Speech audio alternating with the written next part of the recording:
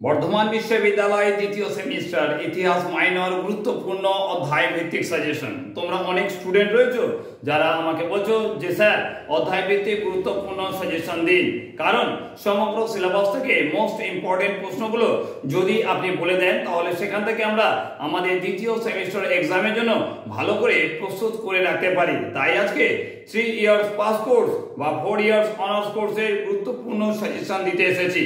তোমাদের এখানে গুরুত্বপূর্ণ 20টি প্রশ্ন রয়েছে, যার মধ্যে 11টি প্রশ্ন সবচেয়ে বেশি গুরুত্বপূর্ণ। সেই 11টি প্রশ্ন কোনগুলো রয়েছে সেটাও আজকের এই গুরুত্বপূর্ণ ভিডিওতে তোমাদের জানিয়ে দেবো।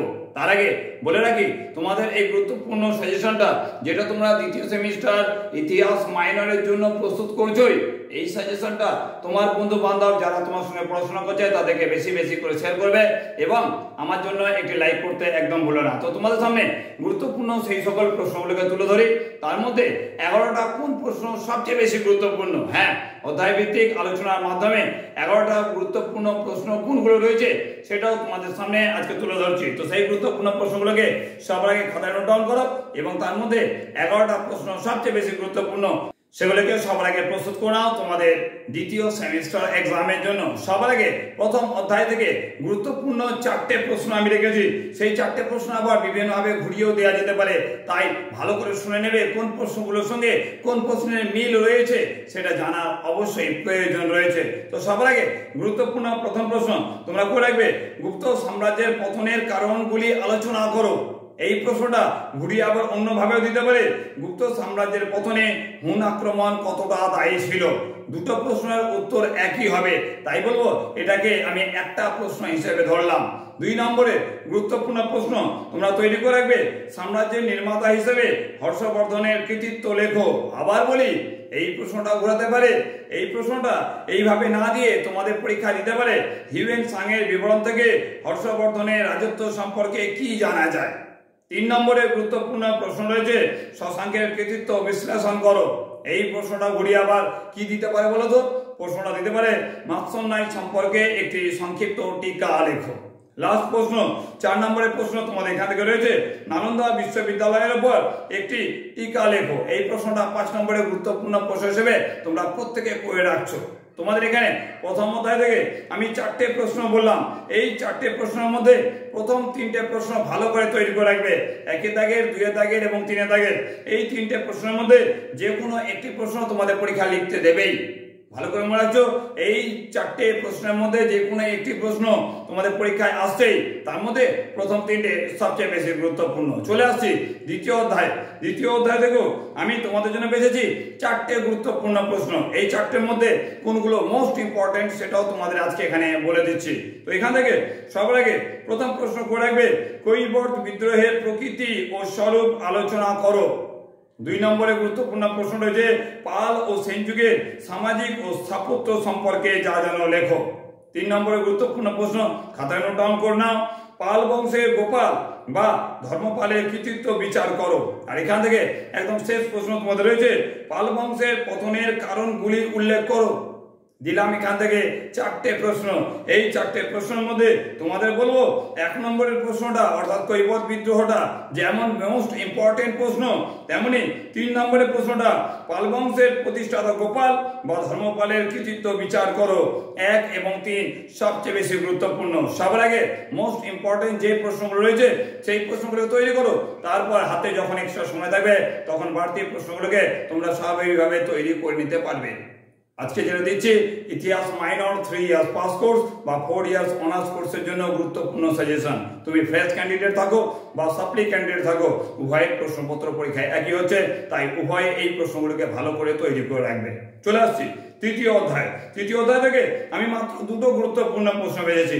এই 2টো গুরুত্বপূর্ণ প্রশ্নের মধ্যে একটি প্রশ্ন পরীক্ষায় আসছে এবং সেটাই তোমাদের বলে দিই। সবার আগে গুরুত্বপূর্ণ প্রথম প্রশ্ন তোমাদের রয়েছে, চৌহান বংশের রাজা পৃথ্বীরাজ চৌহানের কৃতিত্ব বিচার করো। মনে হচ্ছে এই প্রশ্নটা পরীক্ষায় দিয়ে দিয়েছে, তাই এই প্রশ্নটাকে ভালো করে তৈরি করে রাখবে।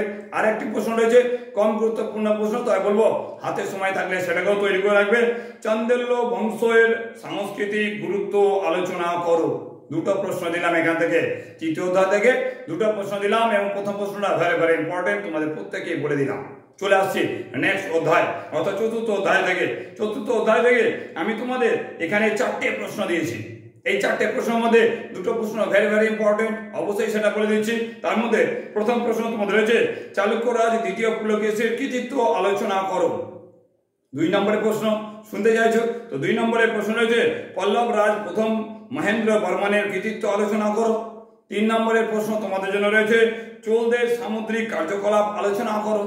এবং 4 নম্বরের প্রশ্ন রয়েছে পল্লব রাজবংশের প্রথম নরসিংহ বর্মনের কৃতিত্বের মূল্যায়ন করো। 4টে প্রশ্ন দিলাম। এই 4টে প্রশ্নের মধ্যে প্রথম যে প্রশ্ন দিলাম চালুক্য রাজ দ্বিতীয় পুলকেশীর কৃতিত্ব আলোচনা করো, মোস্ট ইম্পর্টেন্ট প্রশ্ন।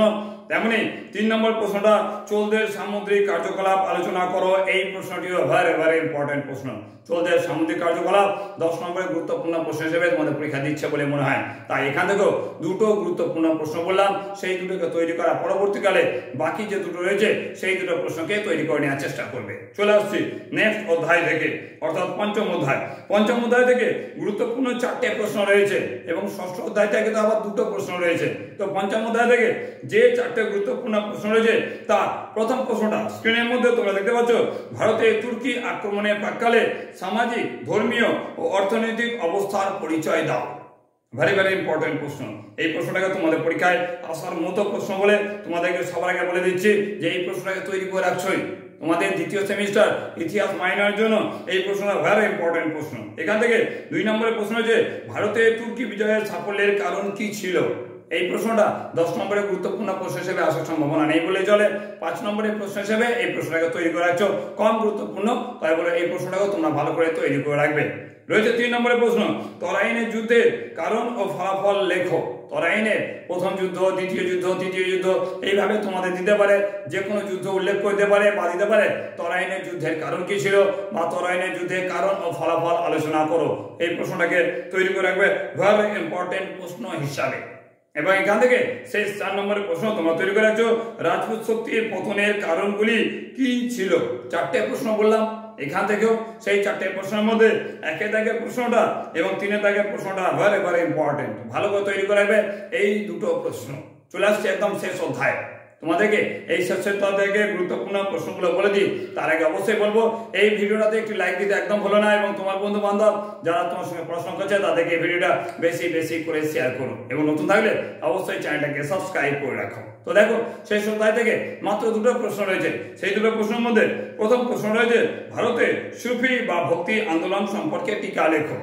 সুফি আন্দোলনের কারণ, গুরুত্ব, বৈশিষ্ট্য যেমন দিতে পারে তেমনি ভক্তিবাদী আন্দোলনের কারণ, গুরুত্ব, বৈশিষ্ট্য এইভাবে পরীক্ষা দিতে পারে। তাই ভারতে সুফি আন্দোলন বা ভক্তি আন্দোলন সম্পর্কে একটি নিবন্ধ রচনা ভালো করে করে যাবে, যে কোনো একটি এখান থেকে পরীক্ষায় দিচ্ছেই তোমাদের পরীক্ষায়।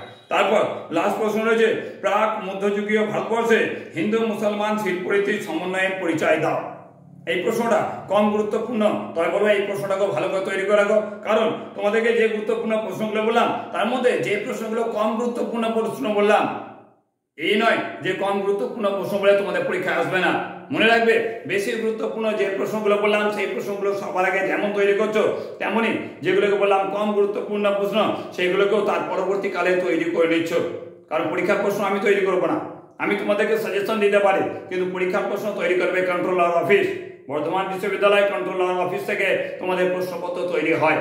যে বিষয়ে আমার সমস্ত ভাবনা বা আমার সমস্ত জানা রয়েছে সেইভাবে তোমাদেরকে বলবো। একজন টিচার বা একজন প্রফেসর তোমাদের প্রশ্নপত্র তৈরি করে দিয়ে চলে যাবে, সেই প্রশ্নপত্রের উপর তোমাদের পরীক্ষা দিতে হবে। আর সেই প্রশ্নপত্রের জন্য সাজেশন তৈরি করি আমরা তোমাদের কথা ভেবে। তা বলবো যে গুরুত্বপূর্ণ প্রশ্নগুলো সবচেয়ে ইম্পর্টেন্ট বললাম সেই প্রশ্নগুলোকে সবার আগে তৈরি করবে, তারপর যে প্রশ্নগুলো কম গুরুত্বপূর্ণ বললাম সেই প্রশ্নগুলোকে পরবর্তীকালে তৈরি করে নিচ্ছ। দ্বিতীয় সেমিস্টার ইতিহাস মাইনর এই প্রশ্নগুলোর উপরই তোমাদের দ্বিতীয় সেমিস্টারে এক্সাম হচ্ছে, তাই প্রত্যেকটা প্রশ্নকে ভালো করে তৈরি করে রাখো। এবং যদি মনে হয় পিডিএফ সাজেস্টিভ উত্তরের প্রয়োজন আমার দেওয়া হোয়াটসঅ্যাপ নাম্বারে তোমরা সরাসরি যোগাযোগ করতে পারো। আমার সঙ্গে যোগাযোগ করার পরিপ্রেক্ষিতে তোমরা আমার কাছ থেকে সামান্য কিছু পারিশ্রমিকের পরিবর্তে এই সমগ্র সিলেবাসের উপর যে প্রশ্নের উত্তরগুলো রয়েছে সেই উত্তরগুলো সরাসরি তোমাদের হাতে পেয়ে যাবে। আমার দেওয়া হোয়াটসঅ্যাপ নাম্বারে জাস্ট একটি মেসেজ করতে হবে, তার পরিপ্রেক্ষিতে জানিয়ে দেবো কিভাবে তোমরা আমার কাছ থেকে এই গুরুত্বপূর্ণ প্রশ্নের উত্তর পাচ্ছ। যে প্রশ্নগুলোকে দিলাম এই প্রশ্নের বাইরে আর কোনো প্রশ্ন হওয়ার সম্ভাবনা নেই বললেই চলে। ইতিহাস মাইনরের এই প্রশ্নগুলি তোমাদের পরীক্ষায় আসার মতো সবচেয়ে গুরুত্বপূর্ণ প্রশ্ন, তাই এই প্রশ্নগুলোকে তৈরি করে রাখছোই তোমাদের দ্বিতীয় সেমিস্টার ইতিহাস মাইনরের পরীক্ষার জন্য। খুব শীঘ্রই তোমাদের সাথে দেখা হচ্ছে নেক্সট কোনো গুরুত্বপূর্ণ আলোচনায়। এখনকার জন্য টাটা।